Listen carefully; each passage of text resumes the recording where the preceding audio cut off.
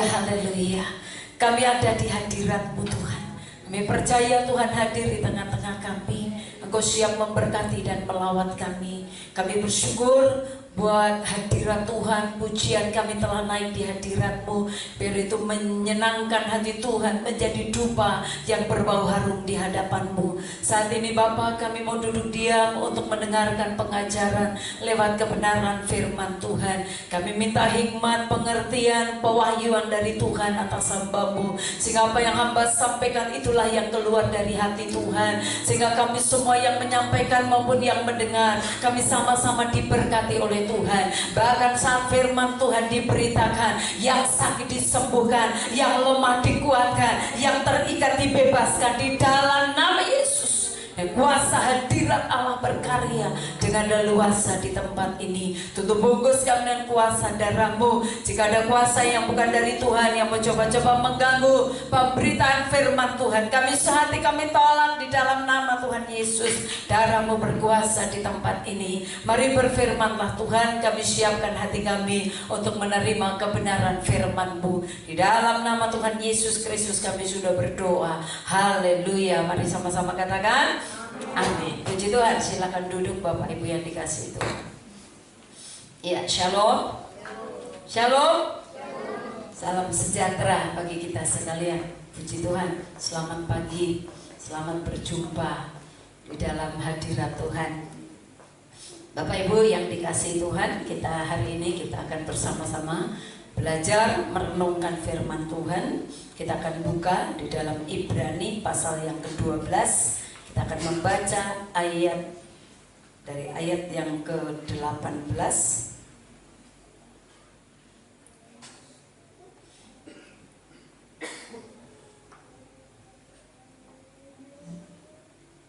ayat 28 dan 29. Ayat 28, 29 ke 18. 28, 29. Ya. Mari kita baca bersama-sama. Hidup sebagai warga kerajaan Allah. Ibrani pasal yang ke-12 ayat 28 dan ayat yang ke-29. Kita baca bersama-sama. 1, 2, 3. Jadi karena kita menerima kerajaan yang tidak tergoncangkan, marilah kita mengucap syukur dan beribadah kepada Allah menurut cara yang berkenan kepadanya, dengan hormat dan takut, sebab Allah kita adalah api yang menghanguskan. Saya baca sekali lagi. Jadi karena kita menerima kerajaan yang tidak tergoncangkan, marilah kita mengucap syukur dan beribadah kepada Allah menurut cara yang berkenan kepadanya, dengan hormat dan takut, sebab Allah kita adalah api yang menghanguskan. Puji Tuhan. Bapak Ibu yang dikasihi Tuhan, renungan kita pada pagi hari ini saya berikan tema hidup sebagai warga kerajaan Allah. Saudara kasih di dalam Tuhan, kita jemaat Tuhan, gereja Tuhan, pada saat saudara dan saya kita menerima Tuhan Yesus secara pribadi di dalam kehidupan kita, saudara, dengan otomatis kita menerima kerajaan Allah itu. Pada saat saudara dan saya kita menerima Yesus secara pribadi, kita bertobat, kita menerima kerajaan yang tidak tergoncangkan itu, yaitu kerajaan Tuhan. Amin. Jadi pada saat saudara terima Yesus, kerajaan Allah itu masuk dalam diri saudara. Kerajaan Allah yang tidak tergoncangkan tadi, itu tinggal dalam hidup kita. Nah Bapak Ibu yang dikasihi Tuhan, pengaruh dari kerajaan Allah atau pemerintahan dari Tuhan itu sendiri, itu yang harus bekerja di dalam kehidupan kita. Sebagai orang-orang percaya, kehidupan rohani, kehidupan yang dikatakan tentang kerajaan Tuhan, kerajaan Allah yang menguasai kehidupan kita, itulah yang harus berkuasa, yang harus memimpin kehidupan kita dalam kehidupan kita, dalam hari-hari kita, dalam kita mengiring Tuhan. Yesus datang bukan untuk membentuk agama. Yesus datang ke muka bumi ini bukan membentuk agama, tetapi Tuhan datang untuk menegakkan kerajaan Allah. Jadi Yesus datang ke muka bumi bukan untuk membentuk agama. Karena agama adalah usaha manusia untuk mencari atau bisa ketemu dengan Tuhan. Kita tahu di dalam Roma 3 ayat yang ke-23 bahwa semua manusia telah berbuat dosa dan kehilangan kemuliaan Allah. Pada saat manusia jatuh ke dalam dosa, ada jurang pemisah antara manusia dengan Tuhan. Sehingga manusia berusaha bagaimana supaya manusia bisa kembali sama Tuhan, supaya manusia bisa kembali berjumpa dengan Tuhan. Manusia membentuk berbagai macam agama, tapi ternyata tidak ada satupun agama yang bisa menyelamatkan manusia, yang bisa membuat manusia ketemu dengan Tuhan. Saya percaya kekristenan bukan sekedar agama, karena kalau agama adalah usaha manusia untuk ketemu dengan Tuhan, tetapi kekristenan adalah usaha Tuhan untuk ketemu dengan manusia. Itulah perbedaannya. Memang Tuhan Yesus tidak membentuk agama, tapi Yesus datang untuk mencari saudara dan saya. Tuhan datang untuk mencari manusia yang sudah jatuh dalam dosa, yang sudah terpisah dari Tuhan, yang sudah jauh, ada jurang pemisah. Sehingga dengan apapun manusia mau lakukan, saudara mau berbuat baik sebanyak apapun, sebesar apapun, tidak akan pernah mempertemukan kita dengan Tuhan. Karena dengan usaha kita tidak akan pernah ketemu Tuhan. Tapi kalau Tuhan yang mencari saudara dan saya, pasti akan ketemu. Karena Tuhan yang menciptakan saudara. Tuhan melihat dari surga pun Tuhan tahu siapa saudara dan saya. Dari hal yang sangat kecil Tuhan tahu. Karena Tuhan yang membentuk saudara dan saya dari debu tanah liat, Dia menghembuskan nafasnya dalam kehidupan kita, sehingga Tuhan berkuasa sepenuhnya dalam hidup kita. Sehingga kalau Tuhan mencari saudara tidak sulit. Kalau Tuhan mau menyelamatkan seseorang tidak sulit, karena Tuhan yang memanggil dan memilih kita. Amin. Tuhan yang memilih saudara dan saya. Kalau kita cari Tuhan tidak akan pernah ketemu. Makanya kadang-kadang orang bilang, kok saya nggak nyangka saya bisa ketemu dengan Tuhan. Saya nggak nyangka saya diselamatkan. Saya nggak nyangka saya bisa jadi anak Tuhan. Ya, kalau dengan usaha manusia memang tidak mungkin. Tapi kalau Tuhan, bagi Allah tidak ada yang mustahil. Tuhan bisa mencari siapa saja yang Dia kehendaki. Amin. Nah, Bapak Ibu yang dikasihi Tuhan, kekristenan bukan sekedar agama. Kekristenan adalah usaha Tuhan untuk mencari manusia. Dan kalau Tuhan mencari, pasti akan ketemu. Amin. Sehingga saudara dan saya ada di tempat ini karena kita ini dicari Tuhan dan kita didapatkan oleh Tuhan. Nah, Bapak Ibu yang dikasihi Tuhan, kerajaan Allah adalah di mana saudara dan saya ini, kita ini dibekali sama Tuhan. Saudara diselamatkan, sesudah kita diselamatkan kita dibekali sama Tuhan. Manusia dibekali sama Tuhan supaya kita ini bisa yang dikatakan menghadirkan kerajaan Allah, menghadirkan kerajaan Allah di muka bumi ini. Sudah kasih dalam Tuhan Yesus, bagaimana kita mendatangkan atau kita mau supaya manifestasi kuasa Tuhan bergerak dalam kehidupan kita. Saudara harus terus yakini, harus terus proklamirkan dalam kehidupanmu bahwa hanya Yesus satu-satunya Tuhan dan Raja yang berkuasa dalam hidup kita. Engkau harus jadikan Tuhan Yesus satu-satunya Raja, satu-satunya Tuhan yang berkuasa dalam kehidupan kita. Sehingga pada saat itu terus kita perkatakan dengan iman kita, kita imani dalam kehidupan kita. Saya percaya Yesus itu yang akan terus bekerja di dalam kehidupan saudara dan saya sebagai orang-orang yang percaya. Amin. Nah, Bapak Ibu yang dikasihi Tuhan, sehingga kehidupan kita bukan hanya kehidupan secara rohani, tapi juga kehidupan secara jasmani. Kalau kita mengakui Tuhan berdaulat, Tuhan Raja, Yesus Raja dalam kehidupan kita, hanya Dia satu-satunya. Saya percaya Tuhan itu sendiri akan bermanifestasi, akan mencurahkan kuasanya, akan memberikan satu perhatian yang khusus buat saudara dan saya. Nah Bapak Ibu yang dikasihi Tuhan, sikap apa yang harus ada dalam kehidupan kita? Bagaimana kita harus bersikap? Nah kita akan lihat di sini, saya kasih dalam Tuhan, bagaimana supaya kita benar-benar bisa melakukan atau menikmati atau merasakan bagaimana kita hidup sebagai warga negara kerajaan Allah. Nah Bapak Ibu, kita akan lihat tadi di ayat bacaan kita, dikatakan, jadi karena kita menerima kerajaan yang tidak tergoncangkan, marilah kita mengucap syukur dan beribadah kepada Allah menurut cara yang berkenan kepadanya dengan hormat dan takut. Bapak Ibu yang dikasihi Tuhan, bagaimana sikap kita? Harus bersikap bagaimana? Sebagai orang-orang kerajaan Allah, sebagai orang-orang yang sudah ditebus dan dipilih dan dipanggil oleh Tuhan. Saudara, Tuhan sudah berkuasa dalam hidup kita. Tuhan ada dalam hidup kita. Saudara harus yakin itu, bahwa Tuhan ini ada dalam hidupku. Dan bagaimana supaya kuasa Tuhan tadi, saudara, bisa berkarya dalam kehidupan kita? Saudara, kita harus memanifestasi keluar kerajaan Allah tadi. Kita harus memanifestasikan keluar. Bagaimana caranya? Nah, saudara, kerajaan Allah itu bukan soal makan dan minum. Kerajaan Allah itu berbicara tentang kebenaran, tentang damai sejahtera dan sukacita yang dari Tuhan. Jadi kalau saudara bilang, apa itu kerajaan Allah? Kerajaan Allah bukan soal makanan dan minuman, firman Tuhan berkata. Tapi kerajaan Allah berbicara tentang kebenaran. Kerajaan Allah berbicara tentang damai sejahtera. Kerajaan Allah berbicara tentang sukacita yang dilakukan oleh Roh Kudus dalam kehidupan kita.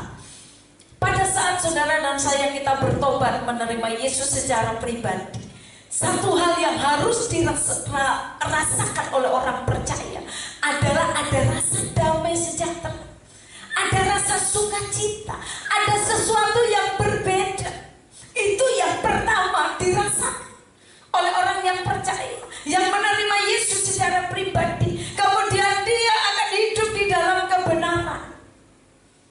Jadi yang pertama adalah mari belajar memanifestasikan keluar kuasa kerajaan Allah tadi. Jadi kerajaan Allah berbicara tentang kebenaran, damai sejahtera, dan sukacita.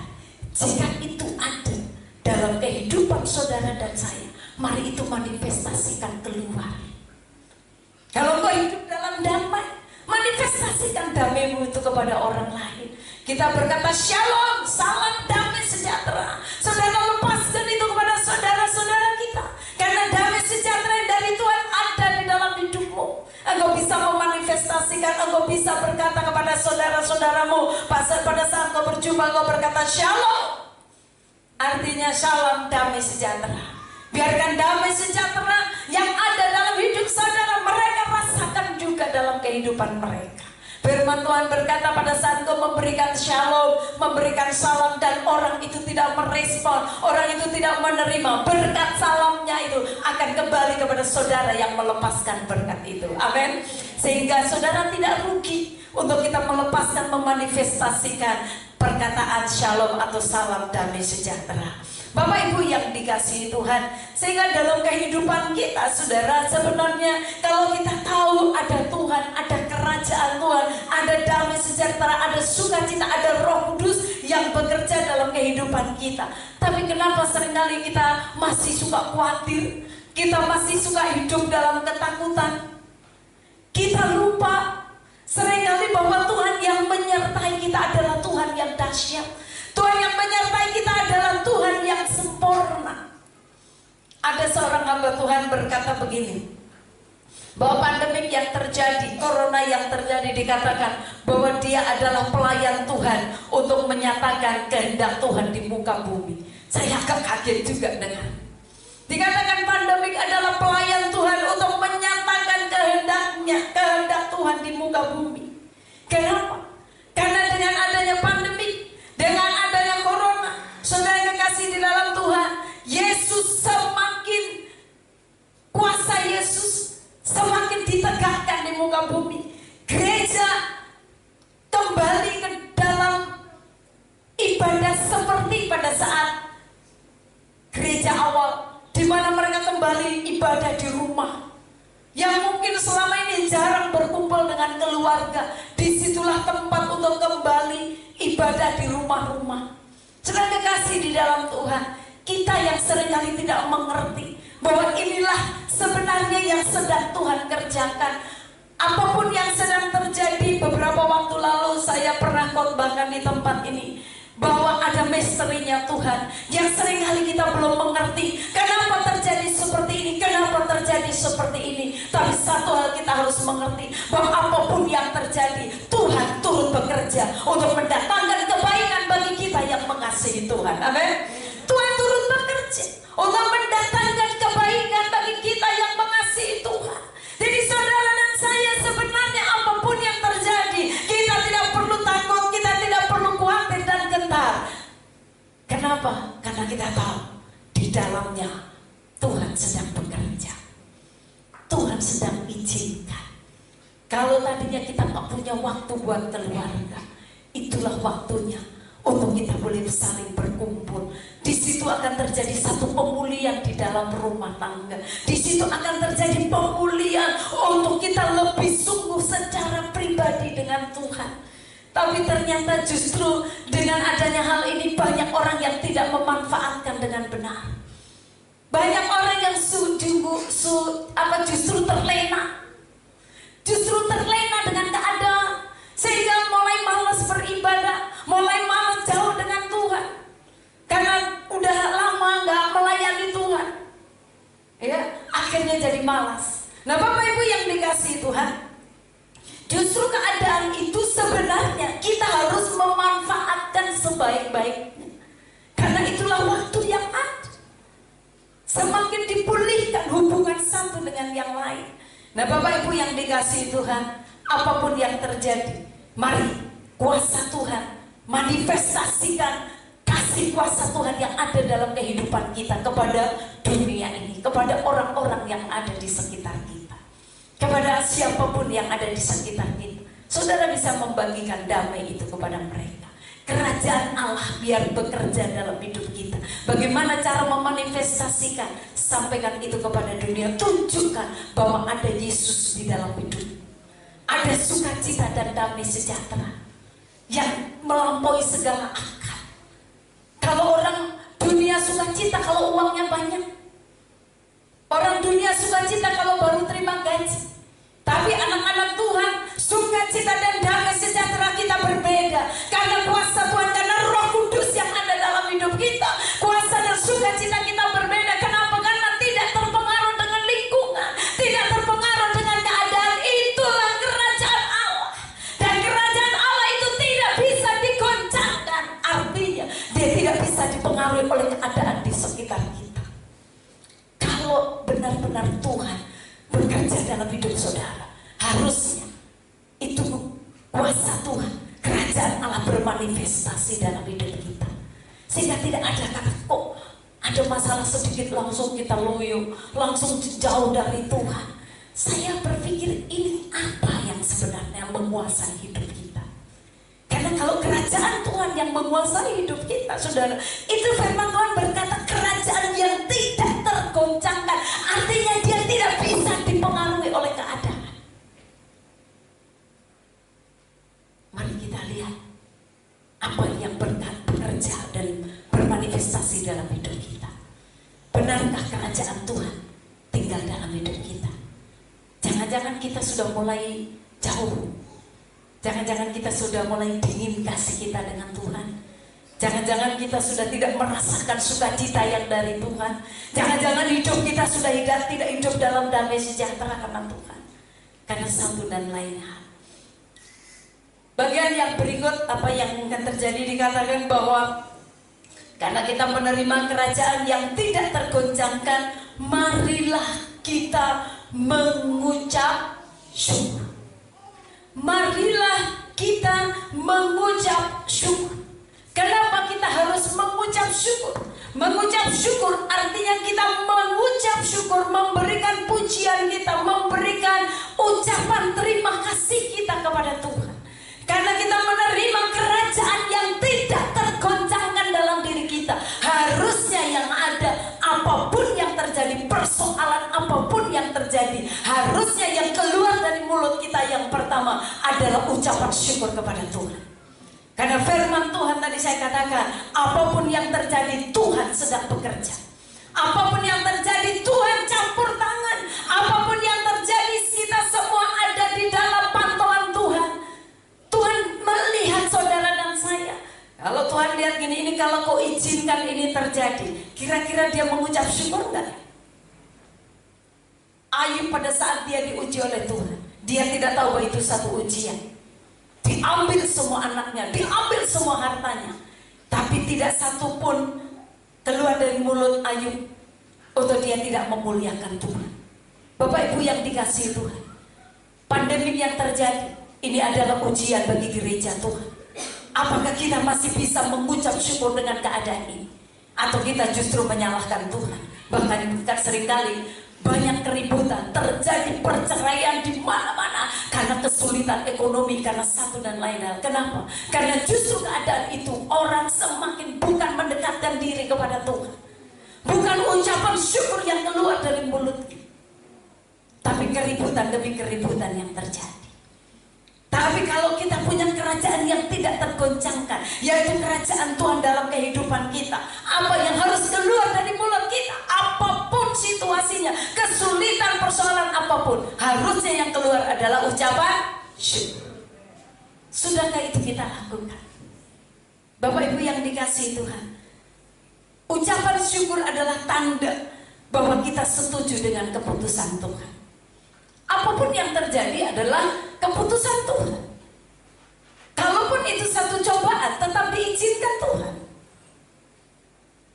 Jadi kita, ucapan syukur kita, tanda bahwa kita setuju dengan apapun yang diputuskan Tuhan. Amin. Saudara, ada yang gak setuju dengan apa yang diputuskan buat Tuhan? Kenapa begini Tuhan? Saya tidak setuju. Begitu. Apapun yang diputuskan Tuhan, ucapan syukur saudara menandakan bahwa kita setuju. Apapun yang diputuskan Tuhan, pastilah yang terbaik dalam kehidupan kita. Amin. Pasti yang terbaik. Gak ada yang gak baik. Karena Tuhan tidak pernah salah untuk memberi keputusan. Manusia bisa salah, pemimpin bisa salah, anak buah bisa salah, pemimpin saudara di kantor bisa salah. Semua manusia bisa salah. Tapi saya percaya Tuhan kita tidak pernah salah untuk memutuskan sesuatu. Karena Dia berkuasa di bumi dan di sorga, bahkan di bawah bumi. Semuanya ada di dalam kuasa Tuhan. Dia tahu sampai hal yang sekecil-kecilnya. Kalau Dia tidak berkuasa, bagaimana Dia bisa mengatur bumi ini? Bagaimana bulan, bintang, semuanya. Mereka tidak pernah terlambat. Untuk matahari terbit tidak pernah terlambat. Semua diatur sedemikian rupa. Tuhan tidak pernah salah. Masa mengatur hidup saudara dan saya yang kecil gini Tuhan salah? Saya percaya Tuhan tidak pernah salah. Amin. Tuhan tidak pernah salah tempatkan saya di tempat ini. Tuhan tidak pernah salah mengangkat saya menjadi pemimpin di tempat ini. Sekalipun kadang manusia berpikir itu salah, tapi gak apa-apa, karena saya tahu Tuhan saya tidak pernah salah. Amin. Bapak Ibu yang dikasihi Tuhan, jadi kalau kita mengucap syukur, itu tanda bahwa kita setuju dengan keputusan Tuhan. Kita sedang menyesuaikan. Pada saat kita mengucap syukur, kita sedang menyesuaikan gelombang kita dengan gelombangnya Tuhan. Kegerakan kita dengan kegerakan Tuhan. Kita sedang menyesuaikan, menyelaraskan apa yang menjadi maunya Tuhan. Maunya Tuhan apa sih? Kita yang menyelaraskan. Kita yang berusaha untuk mau tahu apa yang Tuhan mau dalam hidup kita. Bukan kita bilang, Tuhan mau saya dong. Saudara gak bisa memaksakan kehendakmu supaya jadi kehendak Tuhan. Yang betul adalah kita harus mengikuti apa yang menjadi kehendak Tuhan. Menyelaraskan rencana Tuhan. Rencana kita bawa ke Tuhan. Kalau ternyata Tuhan tidak berkehendak, ya sudah. Dan kita tanya sama Tuhan, Tuhan, apa yang Kau mau? Beberapa waktu yang lalu kita berdoa. Di tempat ini sedang ada gelombang-gelombang kecil yang sedang terjadi. Gelombang kegerakan Tuhan akan terus Tuhan lakukan, sekalipun gelombangnya tidak besar. Tapi satu hal saya percaya, bahwa semuanya, kalau Tuhan yang bekerja, kalau Tuhan yang punya rencana, Tuhan tidak pernah gagal. Amin. Tuhan tidak pernah gagal. Tuhan akan terus bekerja dengan waktunya. Tuhan akan terus bekerja dengan rencananya. Jadi kita, saudara, harus menyelaraskan dengan kehendak Tuhan. Kita yang harus bertanya apa maunya Tuhan dalam hidup kita. Bukan kita bilang ini mauku nah Tuhan, ini mauku nah Tuhan. Pada saat engkau tidak dijawab apa yang kau mau, biasa kita kecewa. Tapi kalau kita berkata, Tuhan, apa yang kau mau dalam kehidupan saya? Ya kita boleh membawa apa kehendak dan mau kita. Tapi kalau Tuhan berkata itu bukan kehendakmu, jangan saudara kecewa. Dan saya percaya kalau ada kuasa Tuhan, ada kerajaan Tuhan dalam kehidupan kita, saudara, kita akan bisa terus mengucap syukur apapun yang terjadi. Amin. Belajar untuk mengucap syukur. Belajar untuk mengubah suasana yang negatif menjadi suasana yang positif, menjadi suasananya Tuhan, ya, menjadi suasananya Tuhan. Yang tadinya selalu kita pikirannya negatif terus, ya, kalau lihat orang pikirannya terus negatif. Mari kita belajar untuk mengubah bagaimana cara pandang Tuhan tentang orang itu. Kita melihat bangsa ini terus melihat, begitu banyak orang yang menjelekkan pemimpin kita, Pak Jokowi, dicaci maki, dihina, segala macam. Tapi yang saya lihat, yang saya perhatikan bahwa Pak Jokowi adalah orang yang sudah selesai dengan dirinya. Sehingga nggak terlalu penting dia mau dicaci maki, mau dihina, mau diapapun, nggak penting. Apa yang terus dia lakukan? Tetap bekerja. Saudara nggak tahu apa slogannya Pak Jokowi? Apa? Bekerja, bekerja, bekerja. Dia nggak peduli orang mencaci maki, dia mau hina, dia mau apapun, dia tidak peduli. Itulah seorang pemimpin yang sudah selesai dengan dirinya. Dan saya lihat, saya kagum dengan dia. Dia dihina begitu luar biasa, dikata-katain luar biasa. Saudara bisa membayangkan seorang presiden, seorang pemimpin negara. Tapi karena dia sudah selesai dengan dirinya, itu tidak menjadi persoalan. Tapi dia tunjukkan kerjanya, dia tunjukkan apa yang bisa dia lakukan. Itulah pemimpin yang hebat, yang Tuhan sedang tempatkan di bangsa kita. Bapak Ibu yang dikasihi Tuhan, mari kita belajar untuk melihat segala sesuatu dengan kacamatanya Tuhan. Tidak usah lihat semuanya negatif. Semuanya kalau orang bilang apa? Baper, ya. Semua bawa perasaan. Saya pernah bilang, perasaan itu bukan iman. Ya saya rasanya begini, itu bukan iman. Iman itu apa yang belum kita lihat, tapi kita percaya itu iman. Jadi bukan perasaan. Jadi saudara jangan dikit-dikit pakai perasaan, dikit-dikit pakai perasaan. Saudara, kalau kita beriman, kita nggak seperti itu. Jadi lihat situasi, lihat suasana, lihat orang, lihat kacamata dengan kacamatanya Tuhan. Apa sih sebenarnya yang sedang Tuhan lakukan atas kehidupan orang ini? Dan apa sebenarnya yang sedang Tuhan lakukan dalam kehidupan saya lewat orang ini? Proses apa sih yang Tuhan sedang lakukan dalam hidup saya lewat orang-orang di sekitar kita? Lihatlah dari kacamatanya Tuhan. Kalau kerajaan Allah tinggal di dalam hatimu, apapun yang terjadi, kau akan tetap bisa mengucap syukur. Amin. Mengucap syukur. Hadapi segala sesuatu dengan ucapan syukur. Perkatakan perkataan yang positif. Bapak Ibu yang dikasihi Tuhan, pada saat engkau berkata-kata yang positif, sekalipun yang kau lihat sepertinya tidak seperti itu, tapi kau harus tetap berkata sesuatu yang positif. Maka saya percaya bahwa sesuatu yang negatif pun kalau kau perkatakan itu sesuatu yang positif, saya percaya mujizat Tuhan bisa terjadi. Amin. Amin. Beri tepuk tangan yang meriah bagi Tuhan. Misalnya saudara sakit, ya, kita lagi sakit misalnya, saudara udah minta doa, sudah doa, kok belum sembuh? Terus pada saat ditanya, sudah sembuh belum? Ya, kita kan seringkali kita mengatakan apa adanya gitu ya. Belum, masih sakit, nggak bisa bangun, ya, nggak bisa melayani karena sakit. Kita perkatakan sesuatu yang memang situasinya yang ada.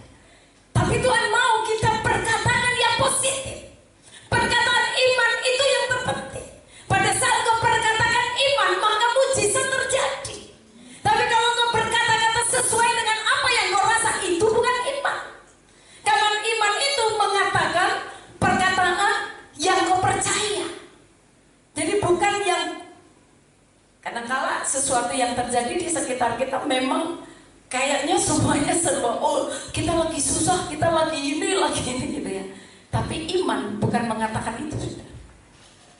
Apapun yang terjadi, saudara tetap berkata, saya percaya bahwa saya pilihan Tuhan, saya diberkati Tuhan, saya sehat, saya dilindungi Tuhan. Apapun yang menjadi kebutuhan saya, Tuhan yang mencukupkan. Masalah saya ada di tangan Tuhan. Tuhan sedang berkarya, Tuhan sedang merendah, Tuhan sedang melakukan hal yang besar dalam kehidupan saya. Itu yang disebut iman.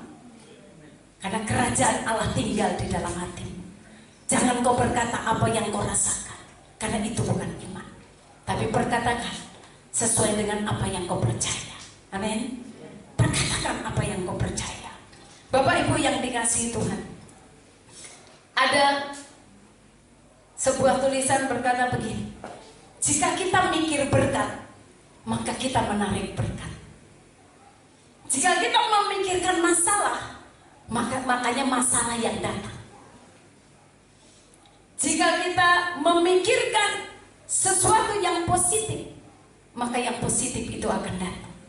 Tapi kalau saudara mikir tentang orang itu yang negatif, maka yang negatif itu akan terjadi. Saudara mau pilih yang mana?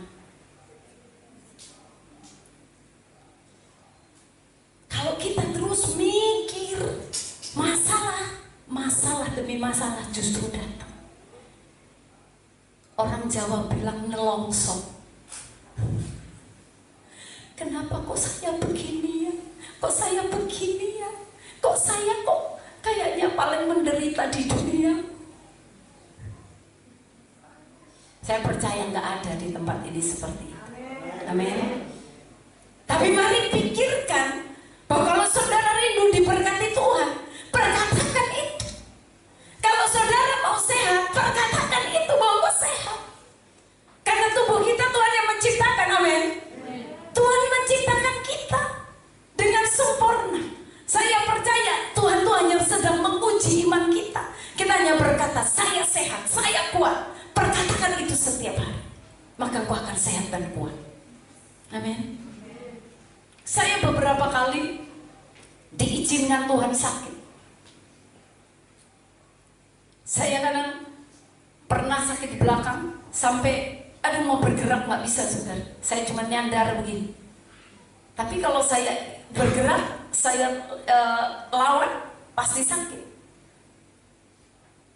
Saya bangun pagi, saya berdoa. Tuhan bangunkan saya jam 3, jam 4 pagi. Justru saya pakai berlutut di kaki Tuhan.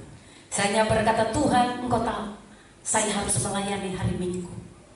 Saya tidak mungkin melayani dengan sakit seperti ini. Dan saya percaya saya sehat dalam nama Yesus. Tuhan pulihkan. Beberapa kali mujizat terjadi. Saya berkata sama Tuhan, Tuhan, saya harus melayani Tuhan. Saya nggak mungkin melayani dengan tubuh yang sakit. Saya ini sehat, saya harus sehat, Tuhan. Dan mujizat itu terjadi. Amin. Perkatakan imanmu. Jangan nanti gimana beneran. Tapi coba saudara berkata, aku percaya Tuhan, mujizat terjadi. Aku percaya hari ini aku diberkati Tuhan. Tuhan, aku percaya Tuhan, Engkau mengirimkan berkat dari utara, selatan, barat, timur. Sekalipun saudara nggak lihat. Tapi karena imanmu bekerja terlebih dahulu, Alkitab berkata, jadi sesuai imanmu. Amin.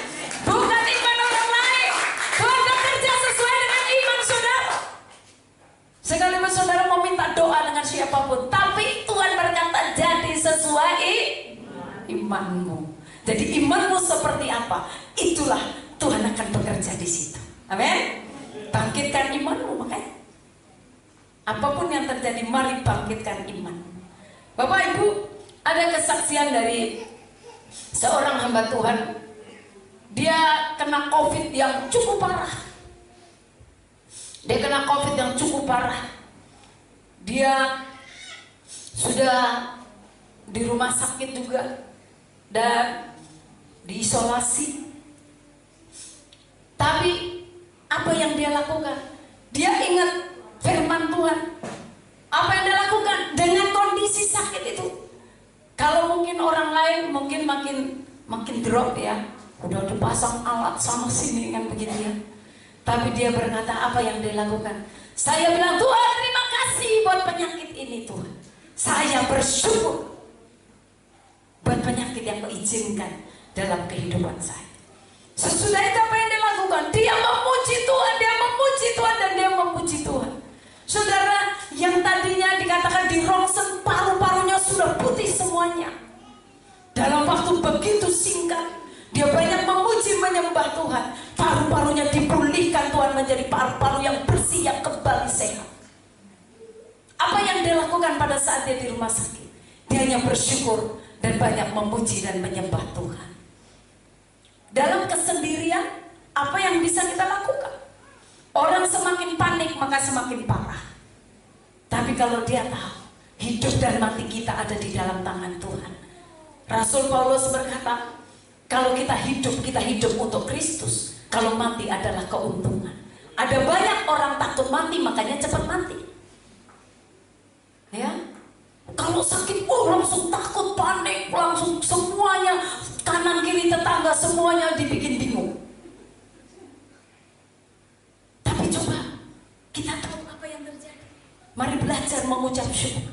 Kemudian datang sama Tuhan, banyak memuji menyembah Tuhan. Saya percaya saat ucapan syukur dinaikkan, mujizat akan terjadi. Amin.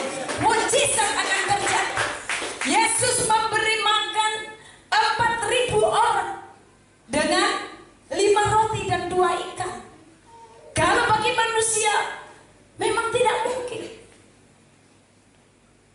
tapi bagi Tuhan tidak ada yang mustahil. Dia memberi makan 4.000, belum dikatakan tambah perempuan dan anak-anak. Mungkin dihitung-hitung, wah bisa saja sampai 10.000, bisa saja. Cuma dengan persembahan seorang anak kecil yang membawa 5 roti dan 2 ikan. Pada saat dibawa kepada Yesus, Yesus tidak langsung, pada siapa yang lapar makan, enggak. Tapi apa yang dilakukan Yesus? Dia angkat di hadapan Bapa, dia mengucap syukur atasnya. Dan apa yang sudah dibawa kepada Bapa, itulah Tuhan berkati. Dan berkat Tuhan itulah yang akhirnya itu dibagikan, dibagi, dan tidak habis-habis sampai orang kenyang. Bahkan sampai sisa 12 bakul. Apa yang ada padamu, bawa kepada Tuhan. Tuhan tidak melihat besar kecil. Karena firman Tuhan berkata, 5 roti dan 2 ikan.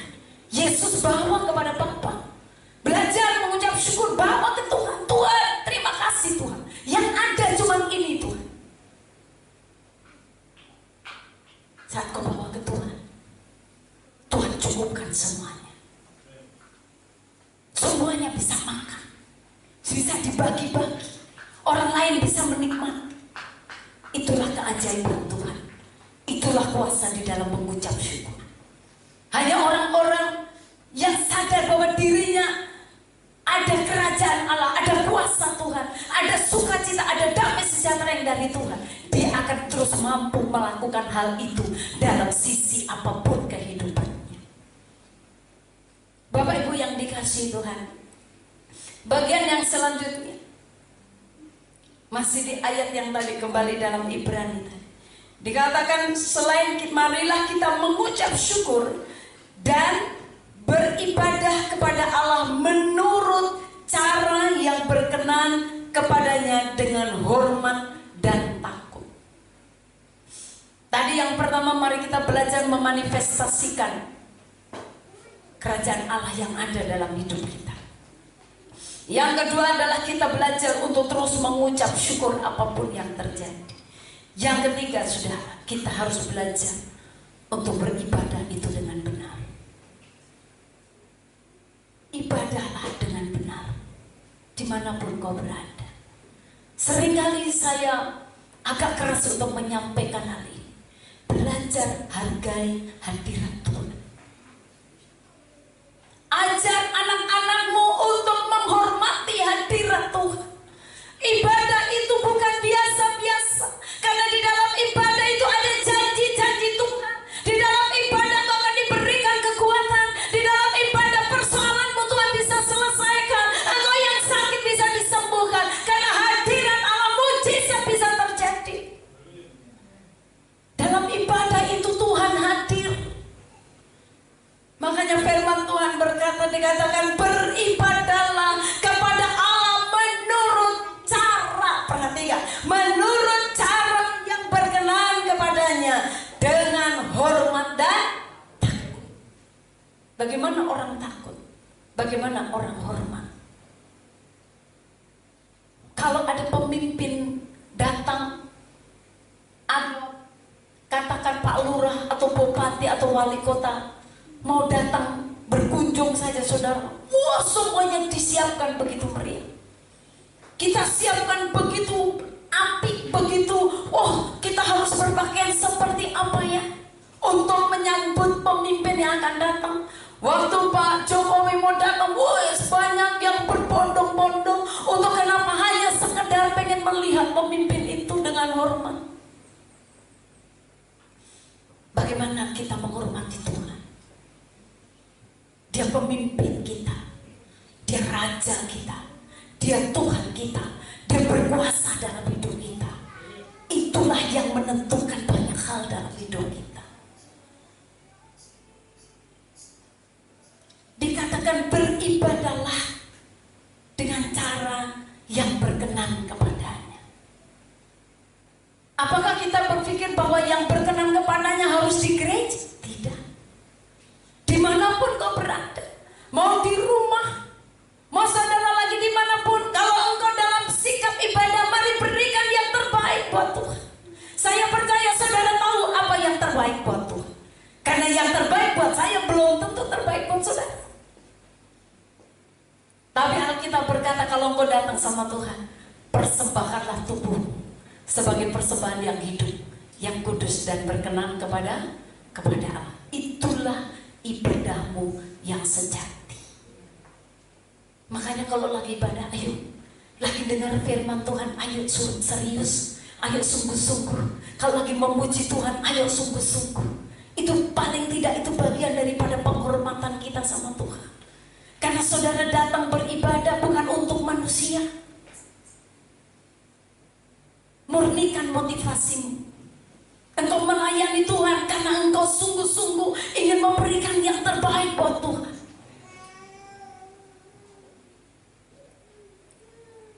Ibadah dalam bahasa asli latreo itu artinya menyembah Tuhan. Kita menyembah Tuhan, memberikan penghormatan yang tertinggi kepada Tuhan. Saudara dan saya, kita ini dipanggil untuk menjadi penyembah yang benar, yang akan menyembah Tuhan di dalam roh dan kebenaran. Adakah engkau banyak menyembah Tuhan dalam hidupmu? Atau hanya pada saat engkau datang ke gereja, beribadah, berkumpul seperti ini? Adakah dalam hidupmu hari-hari engkau beribadah kepada Tuhan, engkau memuji dan menyembah Tuhan? Kalau kerajaan Allah tinggal dalam hidupmu, ada damai sejahtera dan sukacita dari Roh Kudus menguasai hatimu, saya percaya engkau akan senang untuk beribadah kepada Tuhan. Engkau akan senang, ada antusias untuk engkau melayani Tuhan. Ada satu antusias untuk kita mau menyenangkan hati Tuhan. Betapa menyedihkan jika orang-orang yang sudah dijadwalkan pelayanan, dia tidak melakukan tanggung jawabnya. Bagi saya itu sangat menyedihkan. Bagaimana kita mau belajar memberikan yang terbaik buat Tuhan? Jika hal yang kecil seperti itu kita tidak bisa melakukannya, kita menganggap semuanya serba sepele. Kita lupa bahwa ibadah kita, pelayanan kita adalah untuk Raja di atas segala raja, untuk Tuhan kita. Dan Dia tahu apa yang saudara lakukan untuk Tuhan yang terbaik. Saya percaya bahwa Tuhan tidak tutup mata, Tuhan tidak tutup tangan buat kita. Dikatakan tangannya terbuka untuk terus memberkati saudara. Amin. Ibadahlah dengan benar. Belajar untuk ibadah dengan benar, menurut cara yang baik. Menurut saudara cara yang baik seperti apa? Berikan itu. Ajar juga buat anak-anak saudara bagaimana ibadah yang baik. Dikasih tahu, diajarin mereka bahwa persembahan yang terbaik bagaimana diajarin.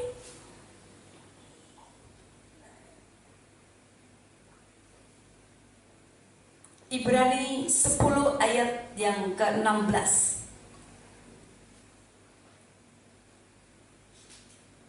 Ibrani 10 ayat 16 sampai 18.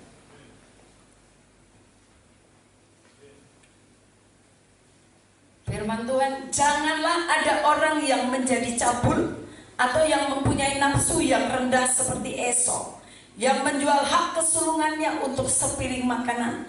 Sebab kamu tahu bahwa kemudian ketika ia hendak menerima berkat itu, ia ditolak. Sebab ia tidak beroleh kesempatan untuk memperbaiki kesalahannya, sekalipun ia mencarinya dengan mencucurkan air mata.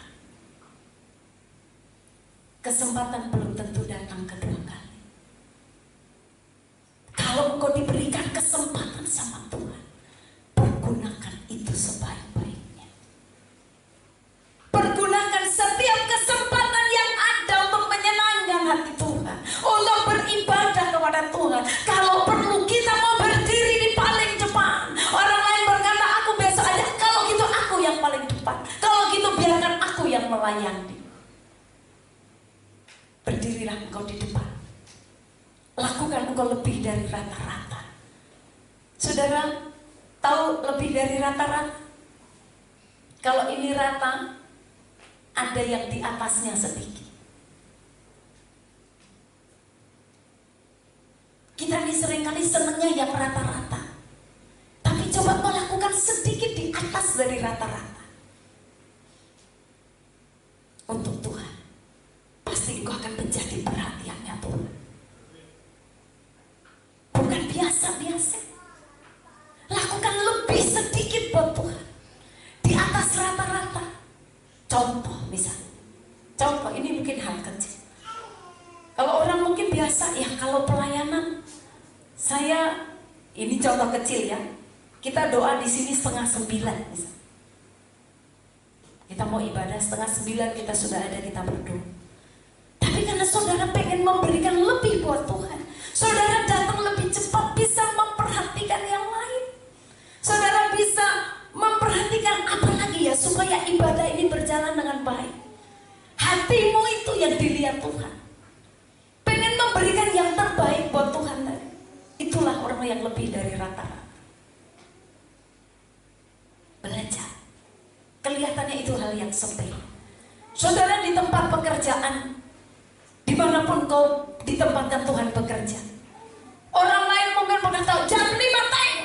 Udah kalau jam 5 pulang, 4:30 udah siap-siap mau pulang.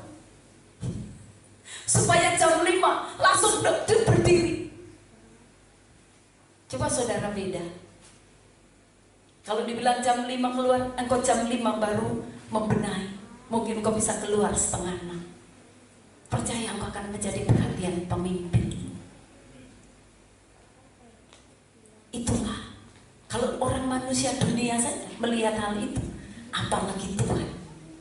Dia yang tahu segalanya dalam hidup kita, amin. Hiduplah di atas rata-rata. Orang yang hidup di atas rata-rata bukan karena mau dilihat orang. Saudara lakukan saja. Gak perlu karena supaya kalau saya datang ini nanti kita seringkali karena kita cari perhatian, itulah yang seringkali kita tidak terima berkatnya. Tapi coba kau lakukan dengan ketulusan, dengan kemurnian saja buat Tuhan. Gak perlu mau dipuji, gak dipuji, mau diperhatiin, gak diperhatiin. Bapa kita melihat segala sesuatu. Amin. Dia tahu segalanya. Bapak Ibu yang dikasihi Tuhan, mari belajar untuk mempergunakan kesempatan yang ada. Besok belum tentu ada kesempatan lagi. Dikatakan di sini bahwa sekalipun ia mencarinya sampai mencucurkan air mata, kesempatan itu sudah tidak ada.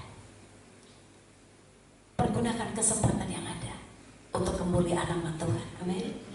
Pergunakan itu sebaik-baiknya. 1 Timotius 4 ayat 7 dan ayat yang ke-8. 1 Timotius 4 ayat 7 dan 8. Firman Tuhan berkata, latihlah dirimu beribadah. Ternyata beribadah itu harus dilatih. Ada orang yang berdoa, baru berdoa 10 menit gitu sudah gelisah. Ya kalau anak saudara masih kecil, dia berdoa 10 menit gelisah, wajar. Tapi kalau kita yang sudah tua, kita nggak bisa berdoa sampai 10 menit, 15 menit, saudara, itu keterlaluan. Makanya harus dilatih. Untuk duduk diam di kaki Tuhan, beribadah itu harus dilatih. Alkitab berkata, latihlah dirimu beribadah.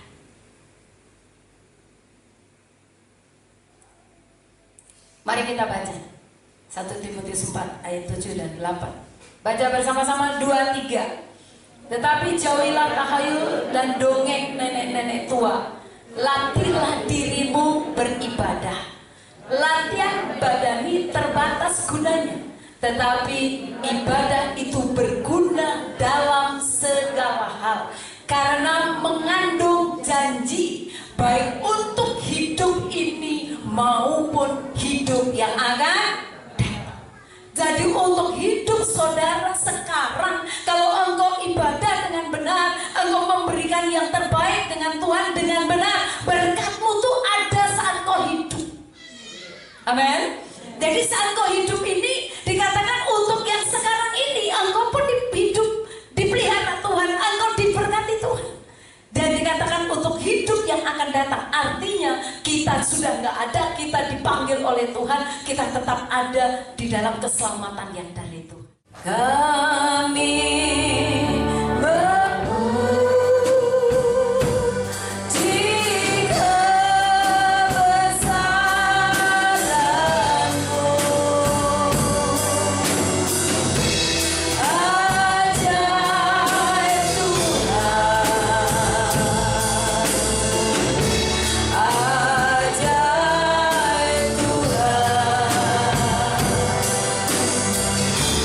tapi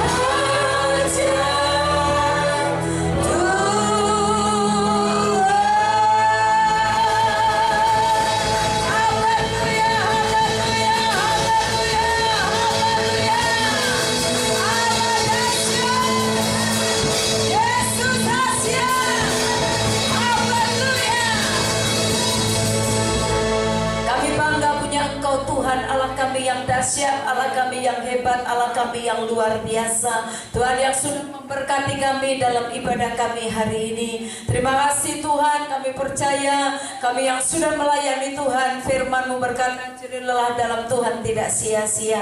Sebentar kami akan kembali ke tempat kami masing-masing. Tuhan mendahului kami dalam segala hal. Semua rencana yang bukan dari Tuhan, sakit, penyakit, celaka, maut, bahaya, kami tolak, kami batalkan di dalam nama Tuhan Yesus. Yang terjadi rencana Allah, yaitu rancangan damai, sejahtera, dan sukacita. Terima kasih Bapa, terpujilah nama-Mu Tuhan. Kami bersyukur dan kami tutup ibadah kami pada hari ini dengan ucapan syukur. Haleluya. Mari Bapak Ibu yang dikasihi Tuhan, angkatlah tanganmu di hadapan Tuhan. Terimalah berkat Tuhan.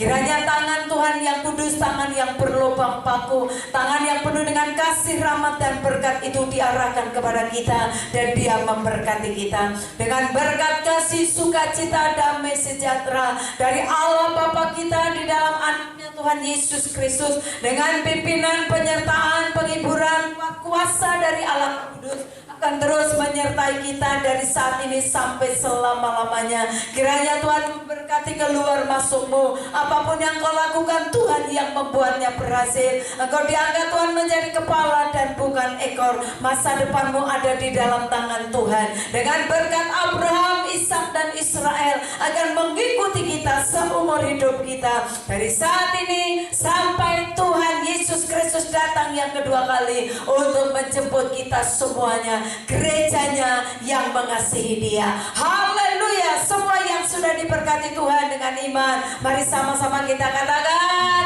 amin. Selamat hari Minggu, Tuhan Yesus memberkati kita semuanya.